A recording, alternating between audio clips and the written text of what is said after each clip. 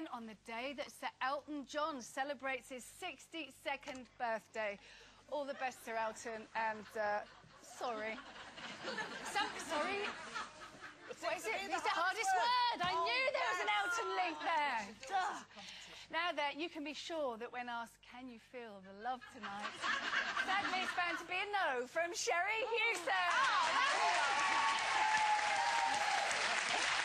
And she had a heck of a hangover this morning, but I guess that's why they call it the booze. It's Denise, Welch.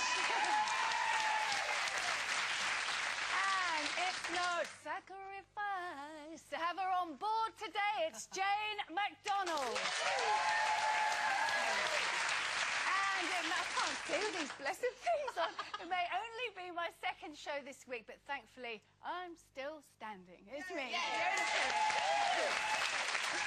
Well, I've got to take these off now. I can't see what I'm doing.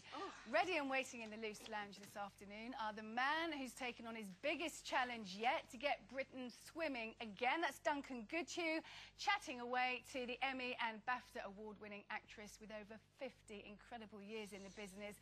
And now she can add Loose Lady to her list of amazing credits. It's the one and only Dame Diana Rigg. Later in the programme, as scientists reveal that when it comes to getting pregnant, couples need to have a thrilling time doing it. We're asking if making babies can ever really be sexy. I guess having a drink helps, doesn't it, really? It does. Which leads us nicely on to our next story, Publican of the Year. The awards were held last night in London. It honoured the best pubs and people in the industry. They were all rewarded for their services. And amongst the winners was Marta Sidorska from the Modo Bar in Liverpool. There she is. She won Bar Person of the Year. Well, she's congratulations to her. Well, what makes a good bar person? Denise, you're a connoisseur. No, I'm going to come in here because I have actually been behind a bar and worked behind a bar, albeit no one really knew about it. It was one of those policemen's balls, and I was, stop making the jokes up, but a secret barmaid. A secret policeman balls barmaid. And they asked me to go behind the bar, and but the only thing is I can't add up and I can't take away. So I didn't tell them this. So when it came to going on their thingy, what's it called? That the till. The till. Yeah. When it comes to that, and I couldn't do it, so I was giving them away free because it didn't have to. But it was really nice. When are you doing it again? Because we'll all come. People don't realise that those tills do it all for you now. Because in our day, you did have to do it all mental yourself. arithmetic. I had to be charming, I got sacked from three bars for not being able to do that. And no, really? Once it was my turn on the ocky at darts, and I nearly had a nervous breakdown. Oh, well, that's different. When you have to do that taken away from 310, horrible. I think it's a really tough gig being a bar. Obviously, it was great for me playing a pretendy barmaid in Corrie, because I got to sort of, you know, wear all the fabulous clothes that you wear in Corrie, as you well know, but not have to do it for real, because I think that having a pub is something that people tend to think, oh, do you know what might be nice? I'll retire, and then I'll have a lovely pub. It would be my idea of hell to have a pub. It's like a 24-hour job, can't get rid of people, and also, some of the local pubs I've been to, when you've got Bert and Doris at the end of the bar and you have to talk to them every single night. See, that's what makes a good publican, though. My brother's a publican. It's the Cardinal in Kingston. Yeah, but does he know Bert and Doris? I know it.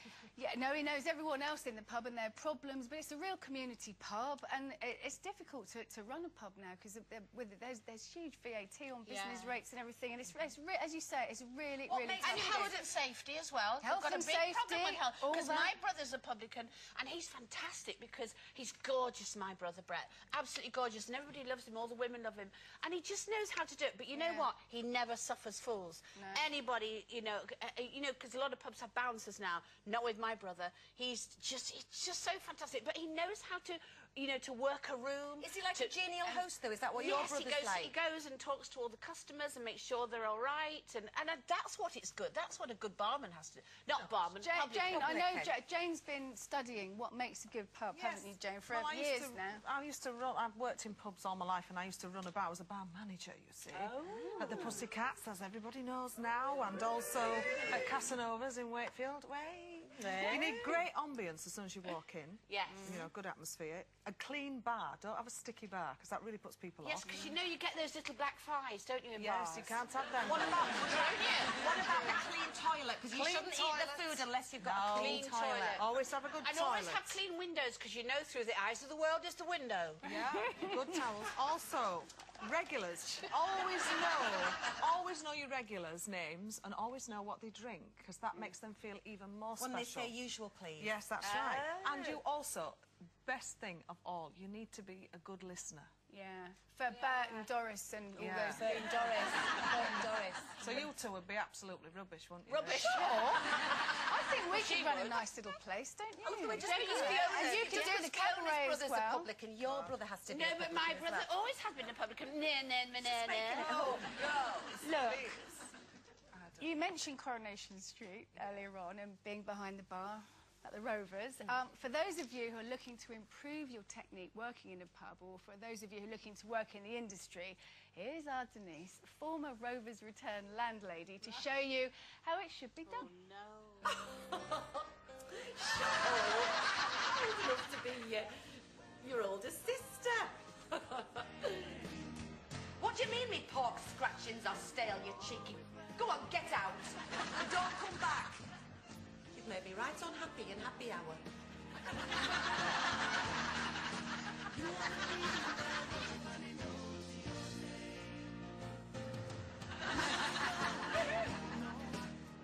Whoa. Look, I've got a busy pub to run. Does it look like I've got time for this? If you want my advice, put some cream on it. That'll sort it out.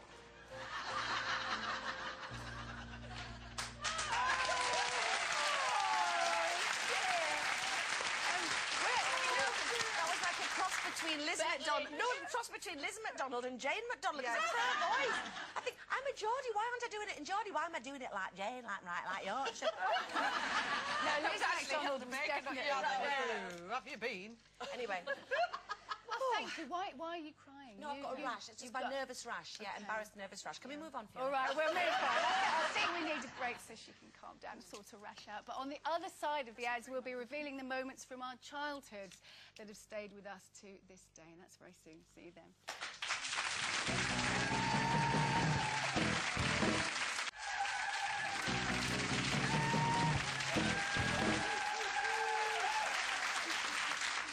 Welcome back to your Wednesday pit stop with us, the Loose Women.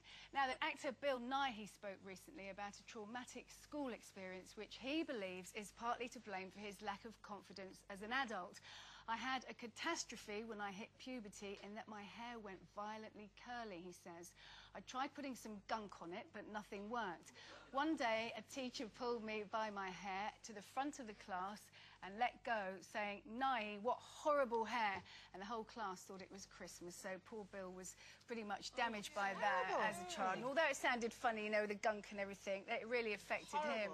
And Jane, is there anything in your childhood that's shaped the way you are today? Well, yeah, it's funny because it's the memories that actually make you who you are. I remember my father being very, very strict, and he was always worried, and you pick up that fear, don't you?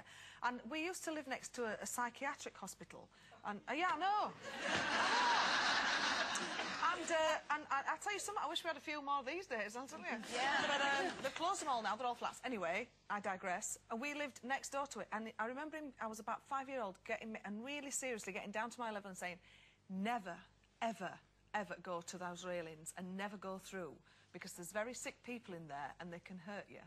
And I was petrified of living in this house then.